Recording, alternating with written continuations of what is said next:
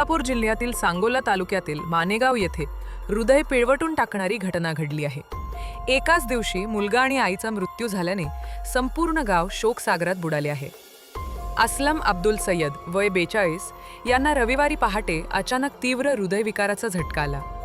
ग्रामस्थांनी त्यांना तातडीने सांगोल्यातील खासगी रुग्णालयात दाखल केले, मात्र डॉक्टरांनी उपचारापूर्वीच त्यांना मृत घोषित केले। शेतीसोबतच चिकन मटण विक्रीचा व्यवसाय करून ते आपल्या कुटुंबाचा उदरनिर्वाह करत होते। करत्या मुलाच्या निधनाची बातमी समजताच आई अनुफा अब्दुल सय्यद वय 67 यांना जबर मानसिक धक्का बसला। दिवसभर त्या माझा असलम असा आक्रोश करत होत्या। मुलाच्या विरहाचे दुःख सहन न झाल्याने सायंकाळी सुमारे 5 वाजता त्यांनाही तीव्र हृदयविकाराचा झटका आला आणि उपचारापूर्वीच त्यांचेही निधन झाले। अवघ्या 7 तासांच्या अंतराने मायलेकाचा मृत्यू झाल्याने मानेगाव गावात हळहळ व्यक्त होत आहे।